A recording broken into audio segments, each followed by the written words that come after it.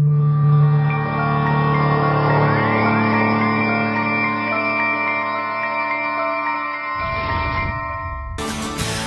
we are back. I'm very happy to have on the Goldstein on Gelt show Professor Angus Deaton, who is the Dwight D. Eisenhower Professor of Economics and International Affairs at the Woodrow Wilson School of Public and International Affairs and the Economics Department at Princeton University. Real pleasure to have you, Angus.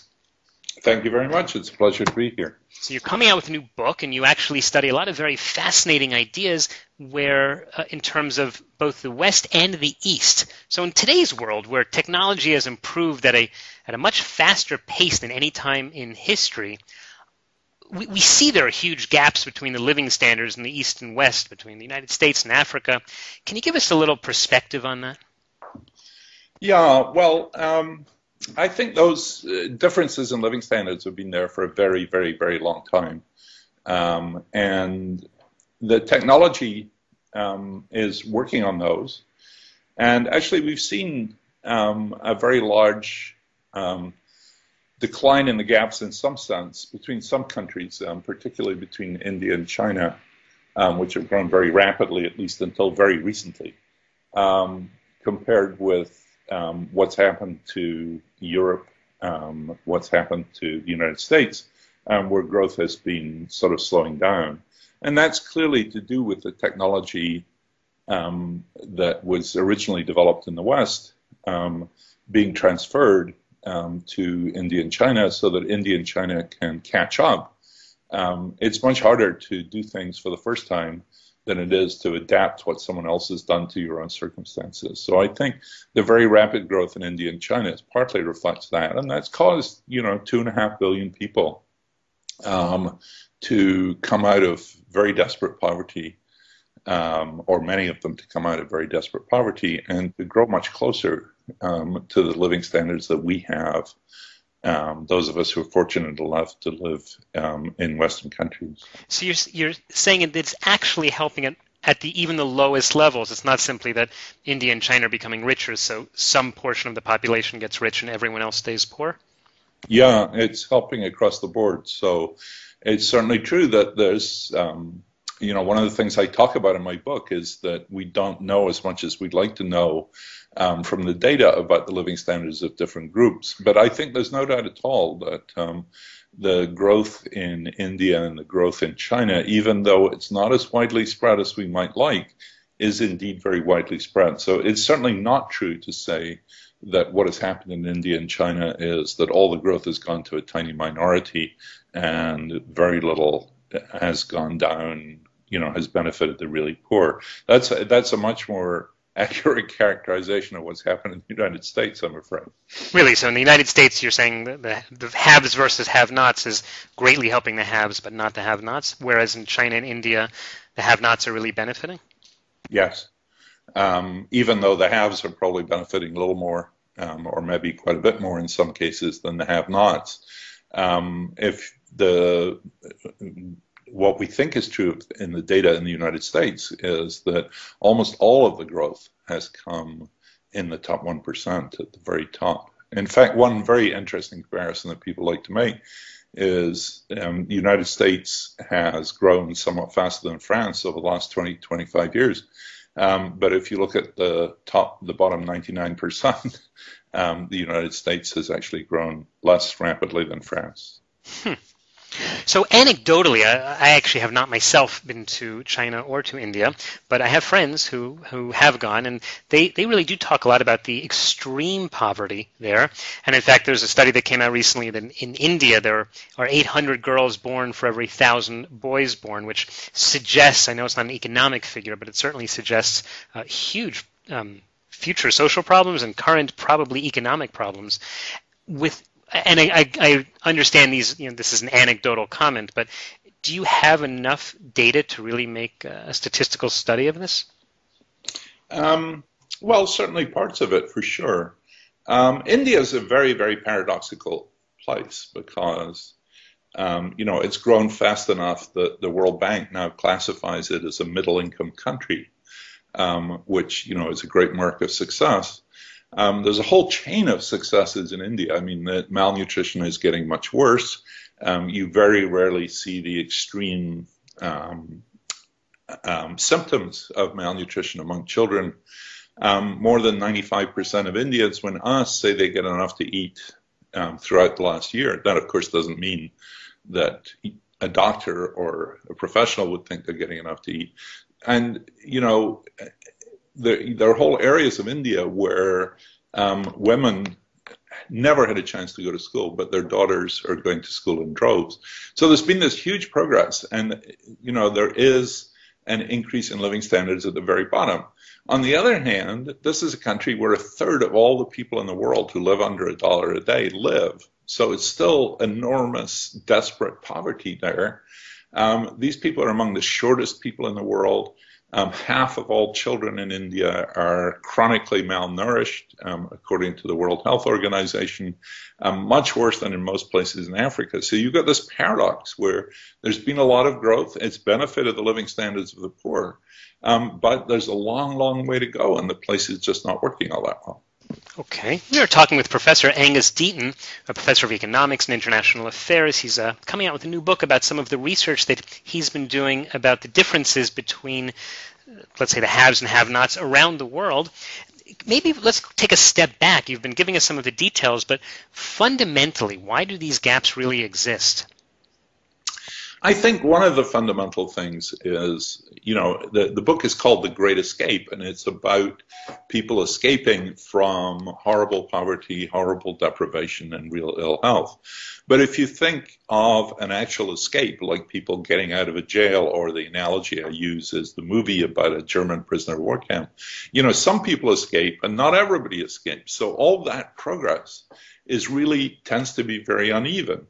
And so, you know, when in the middle of the 18th century in Britain, health started improving and income started improving in a sustained way for the first time in history, that opened up an enormous gap between those fortunate countries and everyone else. And those gaps, in some sense, have never really closed. So progress is not like even.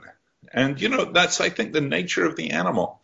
What happens is if someone has a great new idea, some invention that benefits mankind, it benefits a bit of mankind. It doesn't benefit all mankind all at once. And so that opens up gaps. And but then after that, it's what happens that really matters. Do you think that governments are really the right bodies to be trying to help make these changes, as opposed to, let's say, the Bill Gateses of the world, who do spend huge amounts of money in, you know, trying to improve situations, let's say, in Africa? Yeah. I'm not sure governments are doing a very good job. I'm not entirely convinced that Mr. Gates is doing a really good job of it either. I'm a great believer in the fact that you can't really grow someone else's economy from the outside. Okay, so that actually sort of leads to the next question, which is there are certain countries like Niger or Angola, which it's really going badly for them. Do these people have any chance to? For sure, they have a chance. I'm not sure it's a great chance. You know, there are positive things there that many of these countries, you know, maybe the poorest country on earth is the so-called Democratic Republic of the Congo, where all the things you're talking about are there. I mean, they're at war. It's just a sort of catastrophe. But, you know, if you look in the long run of history over hundreds of years, there are places that were incredibly poor that became incredibly rich. I'm old enough to remember reading economics books that says, why is Korea so poor and why can't Korea grow? Does Korea have any chance at all? You know, you live in a country where, you know, it moved from being, you know, a group of people who were seen as traders who became successful militarily. You know, who would have thought of that? So these things happen and have happened historically. So, yes, there's always a chance. But, and okay, so let's go to for people who are, you know, we feel bad, right? We see the posters on the wall, and we see that you know, instead of buying a cup of coffee, help someone in some country. Are these sort of programs actually capable of creating any substantial change? I don't think they're capable of creating substantial long-term change. I do think for sure that there are circumstances in which they certainly help in the short run. I mean, the obvious example would be antiretroviral drugs for people who are HIV positive. which are keeping people alive who would otherwise be dead, and it's hard to gainsay that. On the other hand, I think long-term change comes from within. I do think, though, that those of us who live in the rich countries can do a lot to help those countries by doing things, stopping doing things we're doing now that actually hurt them. Like what?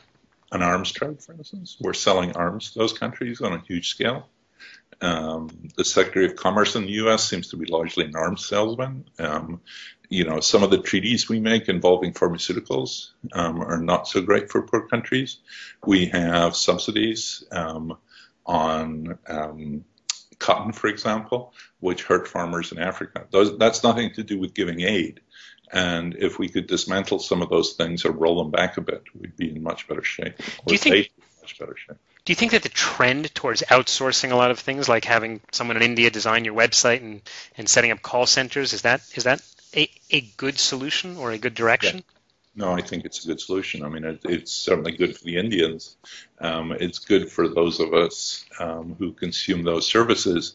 It's not so good for inequality in the United States, for example, because there's a lot of people who were doing those sort of jobs before who don't have jobs anymore. So, there's almost no technological change or any important thing like that that benefits everybody. That's a fantasy. Mm-hmm. So should someone, let's say in America, who is hiring a person in India or the Philippines and paying, $1 or $2 an hour, should you feel bad? Say, well, this is really $10 or $20 an hour work, and hey, what a great deal? Or should you say, listen, I'm really helping to change someone's life and bring him up? I think you should say both of those things. And you have to think through both of those things when you decide what you're going to do. But, if you don't do it, someone else will. So that would be one argument you might take into account. I've always sort of thought, because I personally do use a lot of outsourcing internationally, and it helps me to run various companies. And I figure that I simply, which do, by the way, employ local people in Israel, as well as actually people in the United States. And I feel I couldn't run these companies simply wouldn't exist if I wasn't able to get the help from the Philippines or from India. And therefore, overall, it's helping everyone. Yeah, that's for sure. All right, so let's wrap up with I want to just cut to China because we're running out of time, and I know that you do talk about that. China has been over big ups and downs, let's say, over the past 10, 15 years. Can you give us a sense of which direction they're heading now?